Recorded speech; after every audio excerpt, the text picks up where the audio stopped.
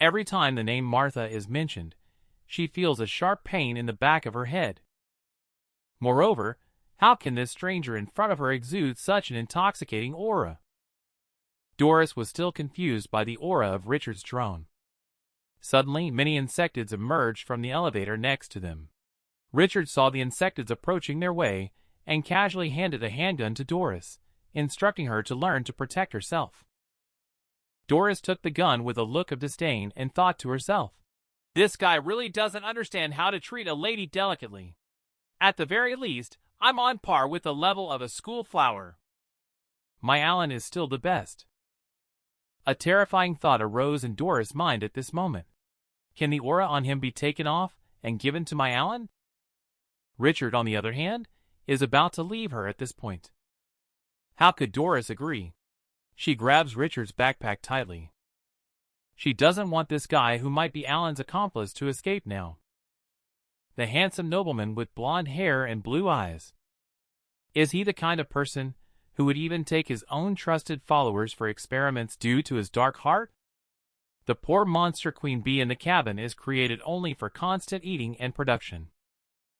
At this moment, it is already tired of the dry and waxy taste of the insectoid. Just at this moment, these two fresh and juicy individuals in front of the eyes. One of them still exuded an enticing scent of a living person. Just before its eyes.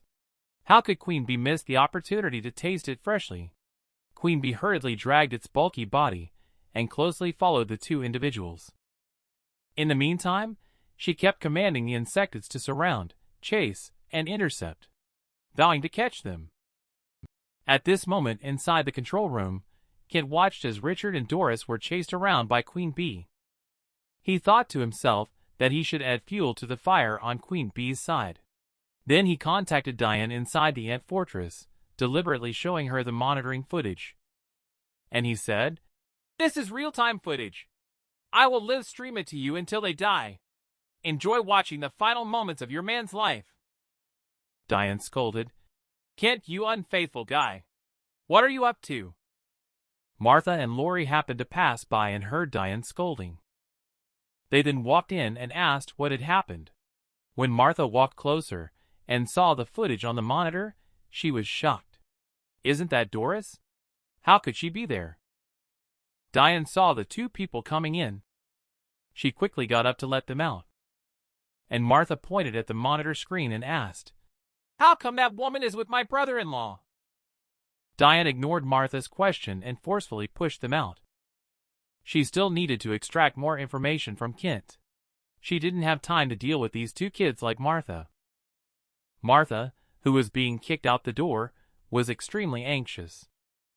Why is Doris with her brother-in-law? And it seems like her brother-in-law is protecting her.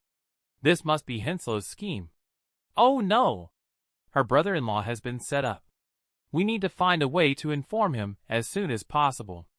Just then, Laurie suddenly covered her face and knelt down. She thought to herself that this is a warning for me, it must be. Otherwise, how could Doris have appeared there? Next time, they might use Alan or Roy. No matter what method they use, they will force me to cooperate with them to catch Queen Bee alive. Damn it, why? We will encounter these. No matter what we do, my friends will be hurt. Laurie is struggling immensely within. His fists keep pounding the ground. Who can teach me what to do? Martha on the side was startled by Laurie's sudden behavior. She shook Laurie to make her calm down. But Laurie whispered, "What should I do? I'm so scared. We should have died back in school. Then none of this would have happened." But Martha slapped Laurie as soon as she raised her hand. She scolded, "Stop complaining endlessly here. I want to survive. No matter what kind of monster I become, I have to survive. I will take out all those who have harmed us. I want to live better than anyone else.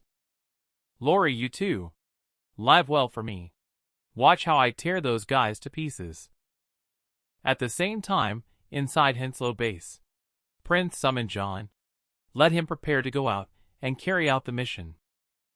It turns out that the one killed by Queen Bee before was just a copy of John.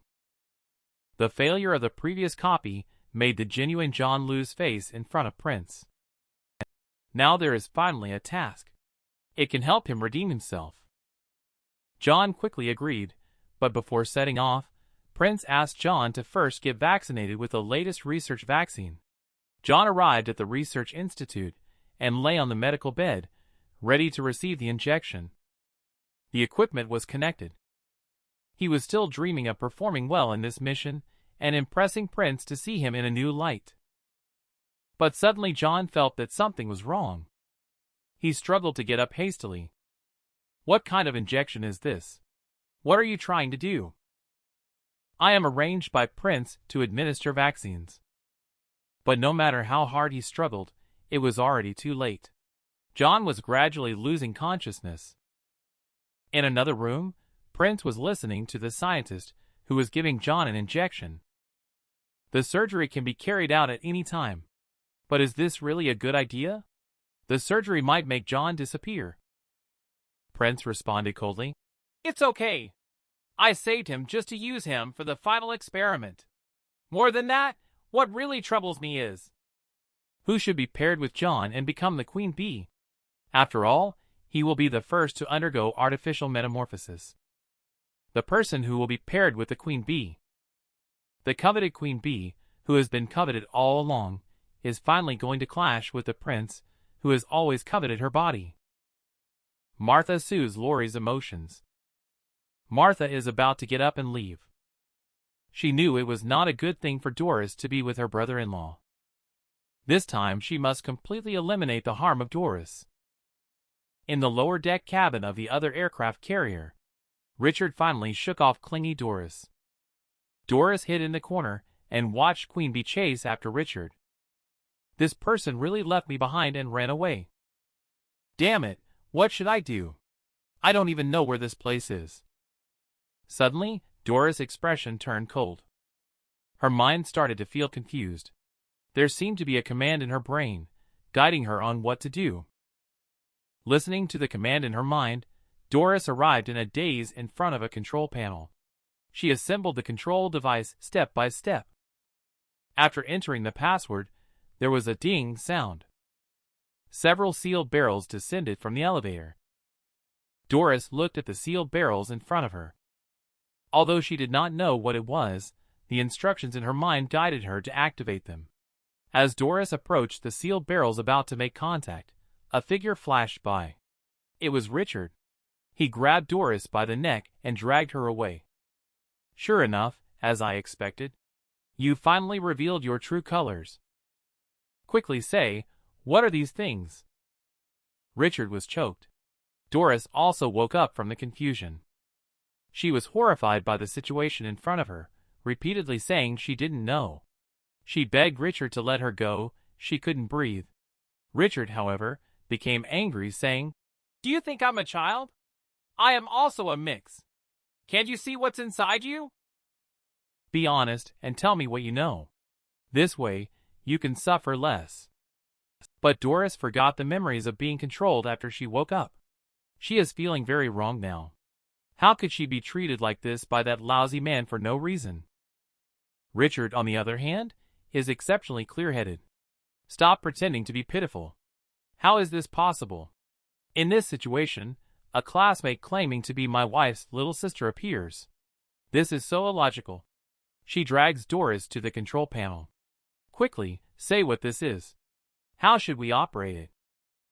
When Doris's face is facing the control panel automatically opens.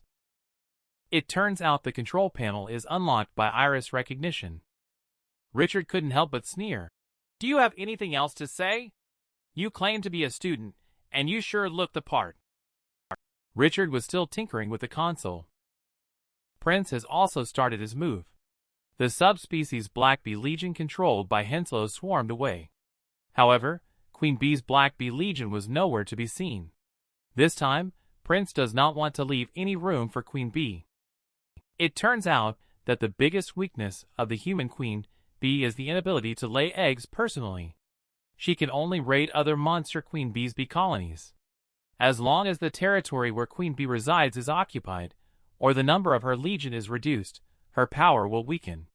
Then, the queen's position will be instantly lost, and her bee colony will turn against her. Faced with the invasion of the subspecies black bee, Queen Bee also had to take action. With a command from Queen Bee, the black bee legion that had been hidden all along suddenly poured out in full force, clashing head-on with the subrace black bee. The two bee colonies engaged in close combat, tearing and biting each other. Facing such a large number of bee colonies in battle, Prince was also shocked. However, watching the battling bee colonies, Prince smirked evilly. Queen Bee, make your final struggle. I will conquer you completely. On the screen, Queen Bee's army has only a little over 1 million soldiers, while Prince's subspecies, the black bees, amount to over 2 million. It seems that Queen Bee's defeat is just a matter of time. As Prince leisurely enjoys the sight of the bees fighting, suddenly a large army of 1,670,000 bees appears on the right rear side of the subspecies bee army. Prince asks his followers what is going on. The control room quickly arranges for drones to go ahead. But they discovered that this was the army of Queen Bee. She is still personally leading the command among them. It turned out to be a trap set by Queen Bee. She led the Black Bee Legion to cut Prince's army in half, eliminate the enemy vanguard in the middle, while the opposing bee swarm is in chaos. This caught Prince off guard. Prince couldn't help but admire Queen Bee's tactics. Really brave and cunning, my lovely Queen Bee. But you are still underestimating me. Just when Queen Bee thought she would win, the distant sky suddenly darkened. Queen Bee stood in shock, staring at the scene. The troops that were fighting against Queen Bee turned out to be only Prince's vanguard. The real main force has just arrived. Over 10 million subspecies of black bees have joined the battle. They completely crushed Queen Bee's army. The prince inside the control room couldn't help but sneer. No matter what tactics you use, it's futile in the face of Queen Bee's overwhelming power. Queen Bee, who originally had confidence in fighting Henslow, she panicked completely when she saw their subsequent troops. Originally wanted to launch a sneak attack. Instead, ended up trapping herself in a siege. As expected, all of this was within Prince's expectations. The survivors and members of the resistance in the city witnessed this shocking scene. They couldn't help but look grim at Queen Bee's situation. Queen Bee's bee army in the sky is being rapidly depleted. Queen Bee knows that this cannot go on like this. She can only rally the remaining troops for a breakout. She wants to leave here before her own troops are completely wiped out. And Prince, who was supervising from 1,000 miles away, couldn't help but laugh as he watched the fleeing wolf Queen Bee. To avoid being surrounded again, she actually ran into the mountain basin. It's probably like trying to catch a turtle in a jar, as people used to say in ancient times. Queen Bee and her remaining forces were finally cornered in the mountains. After a series of escapes, Queen Bee was feeling physically and mentally exhausted. This was a situation she had never encountered since her transformation. It felt like being a rabbit chased by a pack of hunting dogs. She felt utterly powerless. Watching Queen Bee completely cornered with no way to escape, Prince did not rush to attack, but instead sent out drones to communicate with Queen Bee. Queen Bee, the outcome is already determined. You are indeed very powerful. Now, you have also demonstrated your strength without any regrets. It's time to end. Come, become my partner. Shape the future of mankind together with the Henslow family. After a brief silence, Queen Bee uttered a good. Prince couldn't help but be stunned. Is Queen Bee conceding to me? I finally did it. Now Prince is as happy as if he has conquered the whole world. His laughing mouth is big enough to hold 10 fists. But Queen Bee's next words pulled Prince back from his excitement. If you can win against me? It turns out Queen Bee was teasing Prince on purpose just now. She wouldn't submit even if she died. And Prince was furious and ashamed. With a wave of his hand, he ordered the entire army to attack. Annihilate the army of Queen Bee. and Queen Bee looked at the enemy army charging like a flood. She didn't show a hint of panic. She looked nothing like someone pushed into a corner, as the booming sound of explosions rang out among the enemy troops. The Queen Bee's trump card was unleashed. Tanks and artillery hidden in the woods were ambushed, pouring ammunition onto the advancing enemy troops. Prince watched as his troops were continuously bombarded on the screen, realizing that this was another trap set by Queen Bee. He immediately ordered the drones to release the retreat pheromone. Queen Bee deliberately retreated to the narrow basin in order to kill more enemies with minimal firepower. Watching the enemy troops starting to retreat in the sky, Queen Bee also sprayed a faint pheromone from her mouth to control the enemy troops. Next, let's see what other methods you have to make me submit, you little rascal. Facing the suddenly emerging armored units, Prince looked puzzled, because this area has been scanned with radar long ago. There should not be these things. But when the drone flew over, it was found. When there were ant holes among the trees, everything became clear. These armored troops have been hiding underground all along. It seems that the underground of this city has been connected by countless tunnels, forming a huge underground fortress. Queen Bee, you are amazing. And this Henslow never took it seriously. Remaining army. A unit that has never had any mix join it. He is a veteran who has fought countless times with traditional weapons and swarms. When the missile precisely shot down Henslow's drone used to control the swarm. It seems that Prince's plan to capture Queen Bee is about to fail again. However, this is just because Queen Bee is overly idealistic. With the massive swarm rapidly being depleted, Henslow, currently possessing the world's highest technological power, how could their methods be so limited? Since Queen Bee has resorted to modern weapons, controllers under Prince suggested retaliating with heat weapons. However, Prince immediately vetoed this proposal. If heat weapons were used, this would have all been over long ago. He would not allow even the slightest harm to come to Queen Bee. He wants to possess her completely while making her submit. Queen Bee, it seems like you played all your cards. The second round is about to begin. Looking at the gradually thinning enemy bee swarm, Queen Bee thought that this battle was finally coming to an end. A bigger bee swarm emerged from the distant horizon once again. Queen Bee was completely frightened this time. Meanwhile, Prince in the command room chuckled. The real battle for Queen Bee is fought in terms of economy and productivity. You haven't gained either of the two. How can you challenge me? Your tactics and battlefield insight might be powerful, but when facing the crushing technological power that can overwhelm enemy numbers, your production capacity stands no chance. Your tactics are like the acrobatics performed by a clown, disgraceful to behold.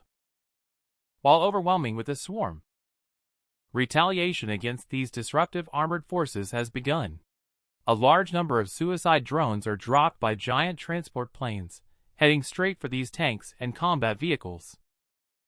Facing such drone attacks, the armored forces immediately took refuge in the ant nest. But how could Prince easily let them go? As the explosion rang out, the armored troops were completely engulfed in the fiery explosion. Queen Bee could only watch helplessly as her comrades were annihilated. The unit that has persevered since the beginning of the apocalypse until now. Thus, their mission came to an end. Prince looked at the eliminated armored troops and laughed. These troublemakers cannot participate in the holy war between us. Come on, let's continue. Let me see how far you can hold on. The situation is already clear. Queen Bee knew she could no longer compete.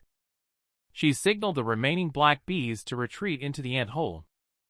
Watching the armored soldiers fallen in front of the hole, Queen Bee could only swear silently in her heart. She vowed to avenge you all. As Queen Bee hid in Ant Fortress, the final siege began. And deep inside the Ant Fortress, Diane arrived in front of a beehive, muttering to herself as she gently touched the cocoon. It's time for us to make a move.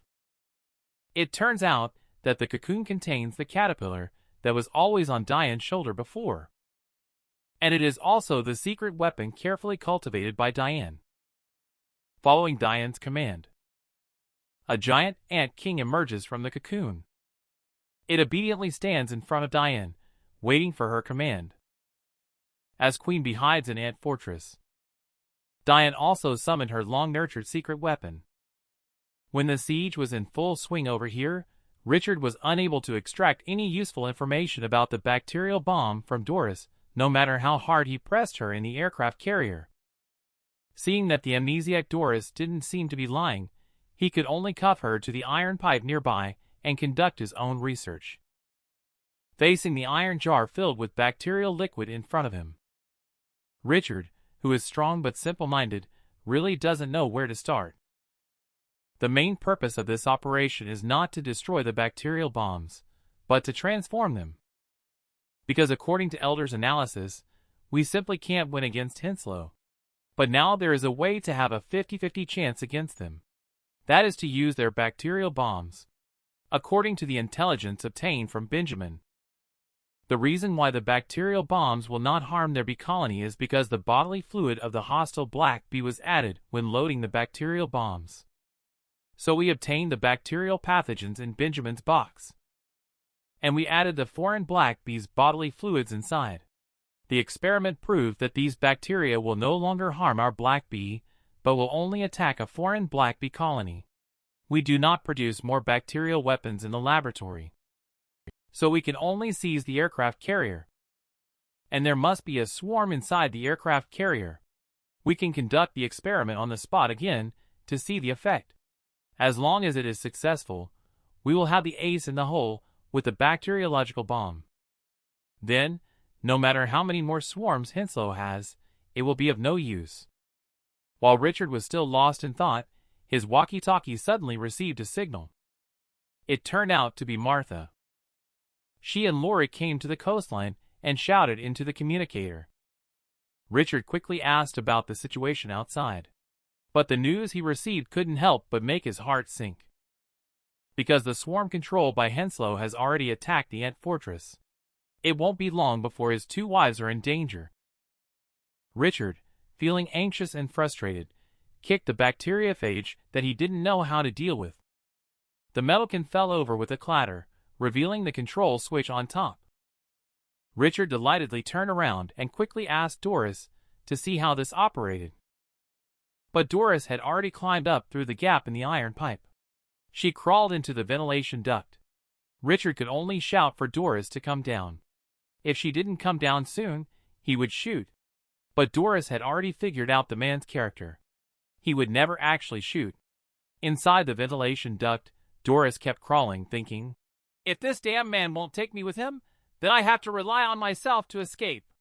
Unfortunately, when she turned the corner and encountered Elder's expressionless dead face, she had no chance to escape. Elder successfully brought Ben through the ventilation duct and reunited with Richard. They looked at the caterpillar shells that were already broken around them. Elder said, "These are our experimental samples." And the monster queen bee that had been chasing Richard also disappeared under the joint attack of several people. They extracted its bodily fluids. Next, Elder's operation was simply divine. He was seen dragging Doris by the feet and fitting her into the groove on the top of the iron can. Twist.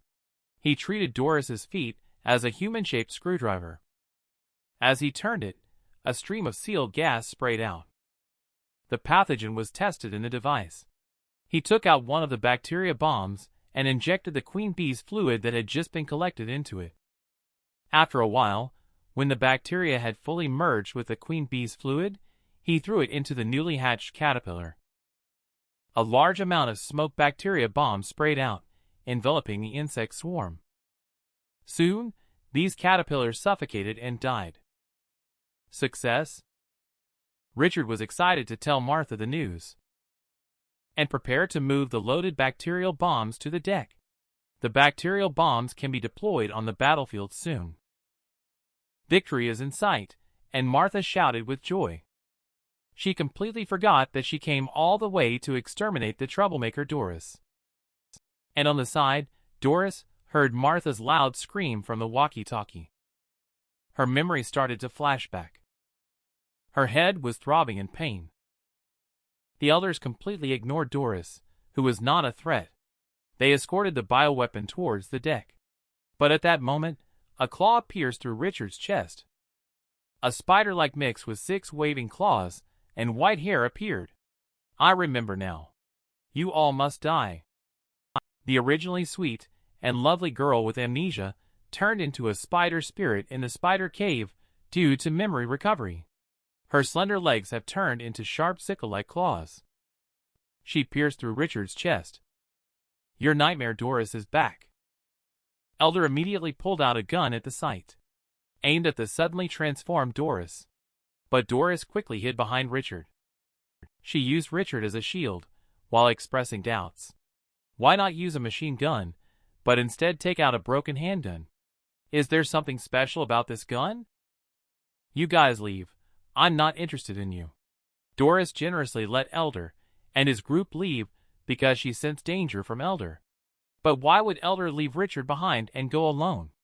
The gun in his hand is still raised. We won't make it difficult for you if you leave him behind. At this moment, Doris smiled slyly. Are you trying to negotiate with me? Hilarious, he is my spoils of war. I just couldn't be bothered to deal with you all.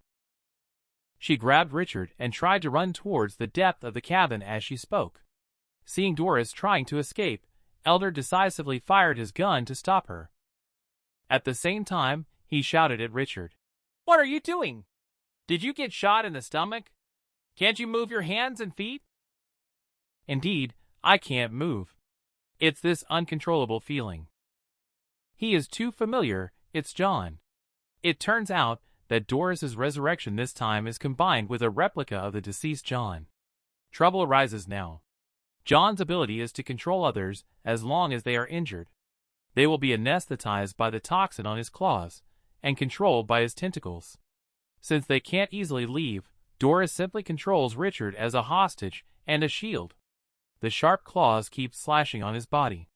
Let Elder hand over the enemy Martha first, otherwise, I will let you experience the taste of comrades fighting each other. Meanwhile, on the shore, Martha communicates through the transmitter on Richard's body. She heard the conversation over there loud and clear. Damn it, she loathes Doris. Everything she does is built on top of other people's pain. She returned to Laurie's side. She asked Laurie to summon the Black Bee to take her to the aircraft carrier. She wanted to personally deal with this menace. Meanwhile, the enemy bee swarm that had invaded the Ant Fortress is attacking all around through the tunnels. Once underground, it is Diane, the Queen Ant's home turf.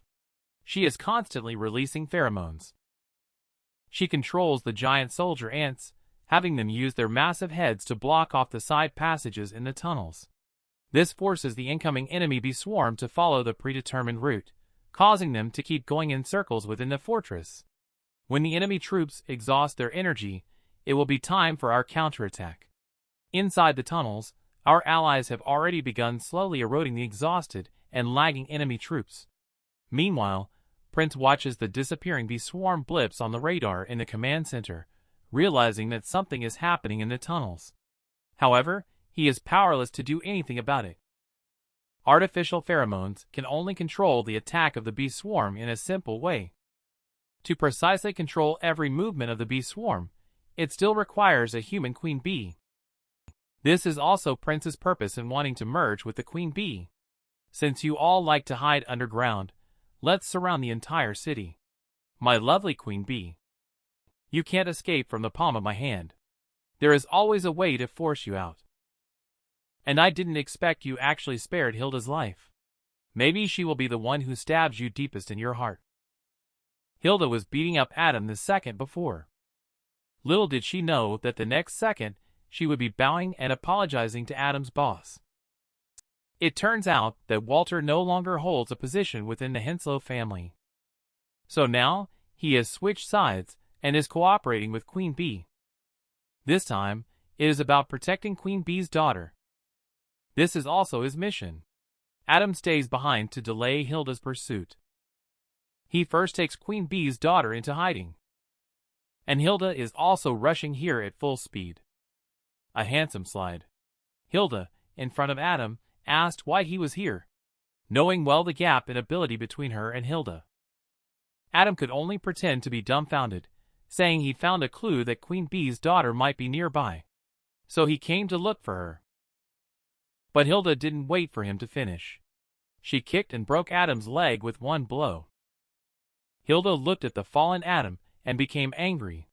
"Do you think I'm a fool?" Relying on his self-healing ability, Adam caught his broken leg and stood in front of Hilda again. He continued to play dumb. But then Hilda slapped him across the face. "Stop pretending to be innocent here. Where is Queen Bee's daughter? I can smell Queen Bee's daughter's scent has been here before. No matter if it's an ally or something else. Before my patience runs out, you better come clean."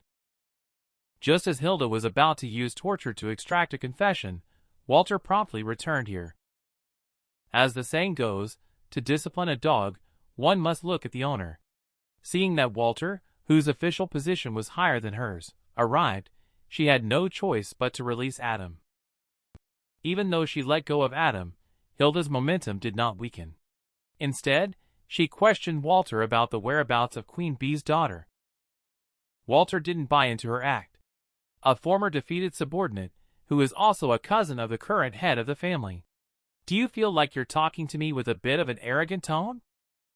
Moreover, didn't Adam just say it? We also received the information. We came to track down the whereabouts of Queen Bee's daughter." Hilda could only bow her head in apology. She bowed and requested Walter to hand over Queen Bee's daughter to her. She also said that now is not the time for friendly forces to vie for power and profit. Unfortunately, Hilda was unaware that Walter's group had long since betrayed them, just as Walter was still intending to chat and delay the situation. Hilda suddenly took action, wanting to kill Walter. She was stopped by Adam standing beside her. Walter's return gave Adam the confidence to fight back. Hilda easily blocked the consecutive flying kicks, and Hilda countered with a scorpion tail strike, causing Adam to sustain some internal injuries even though he tried his best to block it. In the current situation, if you want to win, you need to seize the initiative. Adam transformed into a dung beetle form and charged towards Hilda. One hesitated, and then Hilda was firmly hit by Adam's huge pincers. Hilda, who had snapped out of her daze, raised her hand knife. She easily chopped off Adam's jaw clamp in one strike. The difference in strength was just too vast. Even if he transformed, he wouldn't be able to last more than a few moves against Hilda. Just as Hilda was about to deal a deadly blow to the fallen Adam with her eyes fixed on him, Walter took action and forced Hilda back with a sword. The two engaged in a fierce battle. Walter brandished his magnificent sword techniques, forcing Hilda to retreat continuously without any chance to get close. And Adam, who had been playing dead on the ground the whole time, suddenly sprang up. He grabbed his broken pincer and stabbed it into Hilda's thigh. Now Hilda is in trouble. Caught between Walter and Adam, is Hilda going to meet her end here? Just as Hilda was at a loss, a figure descended from the sky. Attacking Walter, the newcomer turned out to be Lori. Seeing the newcomer, Walter couldn't help but be stunned. Lori missed with her first strike and flew back into the sky. The fool had actually turned her back on the enemy. Walter raised his hand and launched an attack towards Lori. After undergoing special training with Hilda, Lori has improved significantly. Sensing the danger behind her, she turned around and launched a sonic attack, deflecting the flying sword. Seeing Lori's performance, Walter was somewhat surprised. Hilda picked up the little butterfly. She really has nurtured her well. Now both sides have an equal number of people, and Hilda's side also has the advantage in the air. Now everyone doesn't have a guaranteed chance of winning. Continuing the entanglement will only result in mutual destruction. They can only stop and continue negotiations. And Lori's gaze at Walter could kill. Walter would have been chopped into 1,000 pieces long ago. Walter naturally sensed Lori's murderous intent. Now is not the time to teach this little butterfly a lesson. He could only smirk and choose to ignore it. The Spider Girl was just arrogantly mocking others a second ago. The next second, she was knocked to the ground with a stun gun and begging for mercy. In the ant fortress, Queen Bee is as anxious as an ant on a hot pan. Upon learning that her daughter may be in danger, she wants to rush out to find her. Fortunately, Diane intervened. The enemy's goal now is to get Queen Bee to leave this safe fortress. Queen Bee is aware that this is intentional on the enemy's part. Although she knows her child is in danger, she can't do anything about it. All she can do is vent her anger against the stone wall. Queen Bee is gradually starting to doubt life. Perhaps I should work with him. This way no one will have to sacrifice. Perhaps everything will be able to end. Diane promptly stopped Queen Bee's dangerous idea and questioned, "Are you not killing Hilda so you can negotiate with her again?" Wake up, Queen Bee. Those who are driven by their own desires can destroy the entire human society. We have worked hard to rebuild a new society of coexistence between humans and cannibal bees. However, they have come and destroyed all of our efforts. Do you think that handing yourself over will bring peace? Everyone knows that this is impossible, so we all fight together with all our might. When Diane was trying to persuade Queen Bee, Prince's voice suddenly came over the radio.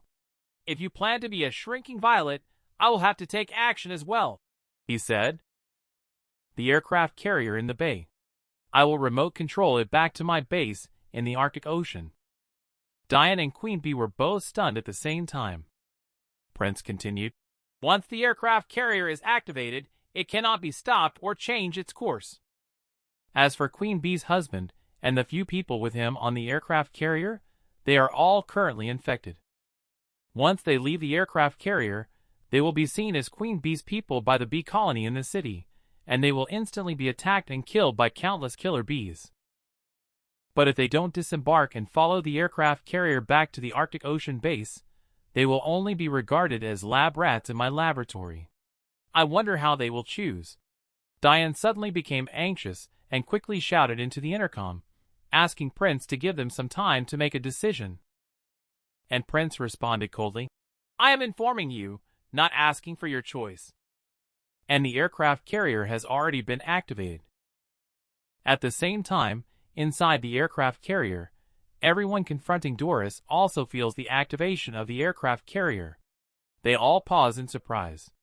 Doris takes the opportunity to control Richard through her tentacles and shoots at the bewildered elder and the other person. The uncontrolled Richard yelled with difficulty, "Let Elder take the virus bomb off the ship first. Don't worry about me." Richard serves as a meat shield. Elder is also unable to shoot. If this stalemate continues, it will be troublesome once the aircraft carrier sails into the open sea. Helpless, Elder can only take Ben and run first. Richard can only fend for himself. Watching the two of them fleeing, Doris mocks them for lacking loyalty, showing no intention of pursuit. But the next second, she was shocked by a powerful electric current, causing her whole body to tremble. She was directly shot to the ground. It turned out to be Kent. He saved Doris, while also implanting a control device in her brain.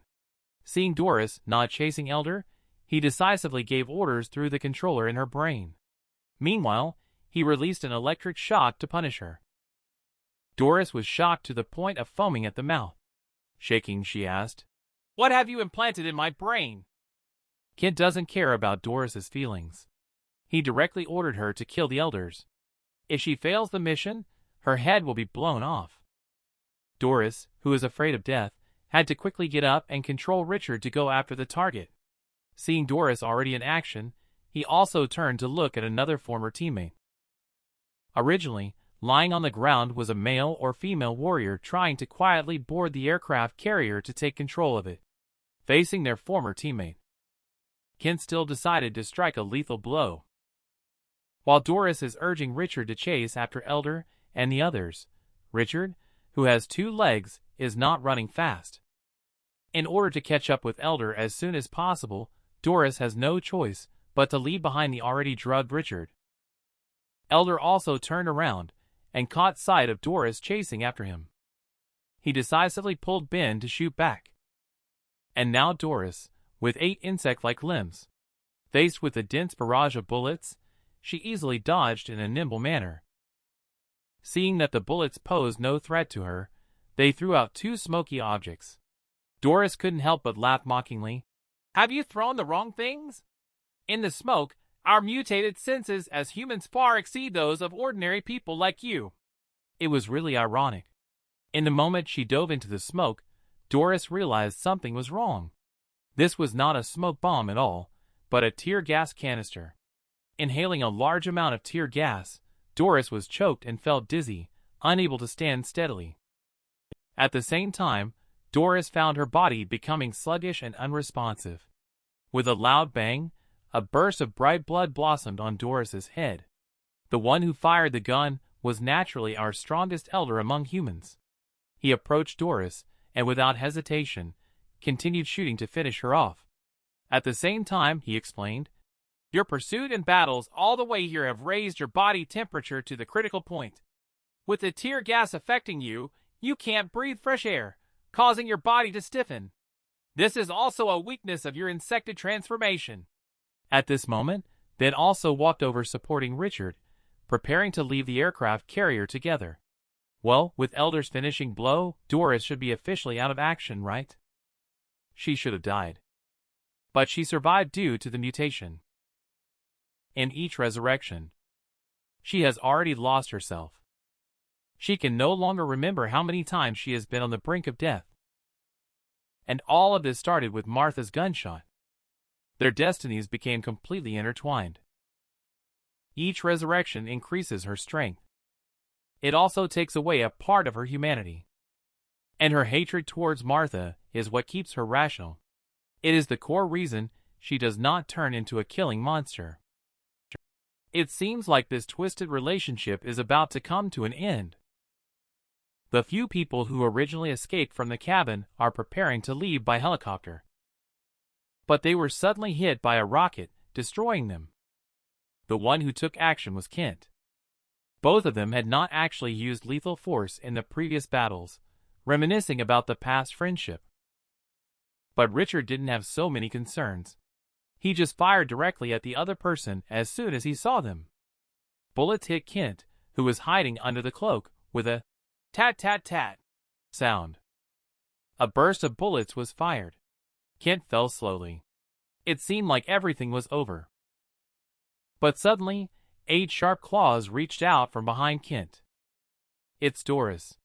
She has resurrected again, and has become even more powerful. It turns out Elder wanted to kill her before, but they accidentally destroyed the controller in her brain. Doris intended to control Kent to get close to them. They didn't expect them to shoot so decisively.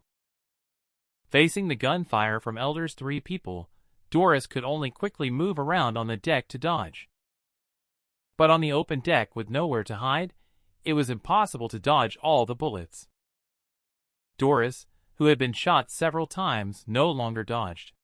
She turned around and shot out threads of spider silk from her hands. This is also a newly evolved ability for her.